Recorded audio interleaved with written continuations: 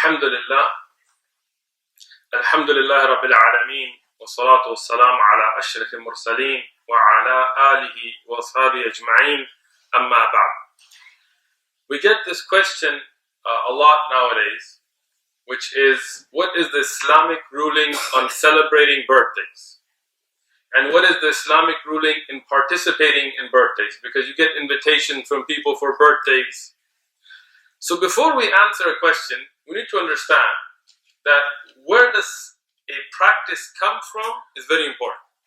For example, if I was to ask any of you here, that is it permissible for a Muslim to participate in a Hindu religious ceremony? Everybody would know that no, it's not. Islamically, it's not permissible for us to participate in a religious ritual of another religion, worshipping a false deity or something like this. So we already know that. But when it comes to birthdays, we hear from a lot of people that this is not a religious celebration. This is something that is just a cultural celebration. And some people say, well, invented in Europe, and some people in other areas. But we need to research this issue. The earliest mention I could find for celebration of birthdays is actually in the Torah, which is called the Old Testament, and it is currently a part of the Bible as it is printed today. So before I mention it, when I heard about this, I thought maybe they had a proof from Musa alayhi salam or Ibrahim alayhi salam, so it would be a proof for us. But in fact, when we look at Genesis 40 verse 20, we find in it, now it came to pass on the third day, which was the Pharaoh's birthday, and he made a feast for all his servants. So who started the tradition of birthdays, as far as we can find in historic records, is the Pharaohs, not the Anbiya, not Ibrahim alayhi salam, not Musa alayhi salam. In fact, in the Old Testament, the Torah, or the New Testament, the Injil, or the Qur'an, or the Zabur, we don't find a single prophet or a pious man celebrating their birthdays, only the wicked. But you could say, okay, that was something in the past, and that's how it started, but it's not a religious thing today. We don't celebrate it religiously. But then when I ask you, what do you do on birthdays? You get cakes, and you put candles, and you light them, and you make wishes, and you blow them out. So where did all that come from? And I'm not going to guess at it. The National Geographic Society, in a research and a book that they have published called An Uncommon History of Common Things. And this is not from my perspective. These are published books you can look up yourself. When they talk about birthdays and birthday cakes, they said that ancient Greek, the pagans, idol worshippers, the ancient Greek, baked round or moon-shaped honey cakes. And they were as a tribute, a religious ritual, a tribute to Artemis, the moon goddess. This was a religious practice, and the candles were lit so the moon glow can be imitated in the ritual that they did for Artemis, the moon goddess, a Greek pagan ritual. And this is where we find that lighting candles, blowing them out, making wishes, this was a way of ibadah for them.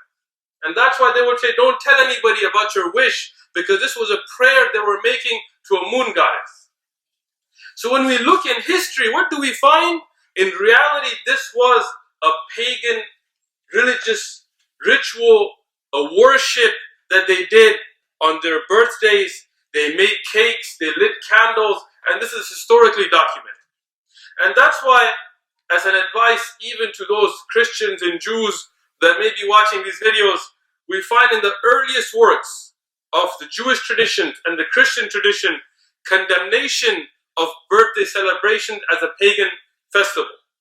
And that's why Origen Adamantus, who was from 184, as they say, AD, he wrote that Christians should not only refrain from celebrating their birthdays, but should look at them with disgust, because this is a pagan ritual, religious ritual. This was even in the writings of Christians. When we look at who loves this holiday, who is the one that sticks to it, we find in the Satanic Bible, written by Antoine Sandor Lavey. He wrote what's called the Satanic Bible, and you can find it. And he wrote in it that the highest of all holidays in the Satanic religion is the date of one's own birth. This is the most beloved, the most practiced, and the highest of the festivals of those who worship Shaitan. And what do we find in our religion in Islam? Not a single place in the Qur'an where any birthday is celebrated. Never in the life of the Prophet sallallahu alaihi wasallam or the Sahaba radiallahu anhum. Rather, we find the hadith in the Sunan of Abu Dawud, which is a Hasan hadith reported by Ibn Umar radiallahu anhuma from Rasulullah sallallahu alaihi wasallam, who said, "Man tashabbah biqawmin fahuwa min." Whoever imitates a people, then he is from them. So when we celebrate birthdays, who are we imitating? The pharaohs, the Greeks worshipping their goddesses, or the Satan worshippers who consider this their highest holiday? And that's why when we look at the hadith of Sahih al-Bukhari, it's muttafaqun alayh, where Rasulullah sallallahu alayhi wa sallam told us, "Al-mar'u ma man ahabba." A person is with whom he loves. So on the day of judgment, if you want to be raised with Satan worshippers and the pharaohs and the Greek mushrikeen, khalas, birthdays are yours. But if you want to be raised with Rasulullah sallallahu alayhi wasallam and the Sahaba and the Salihin, then birthdays are not permissible in Islam. Not to celebrate your own, not to participate in any others.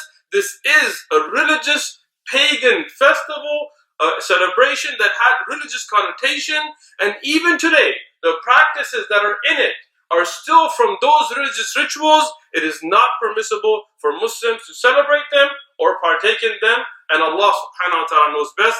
Jazakumullahu khairan. Wa akhir ad-da'wana, alhamdulillah.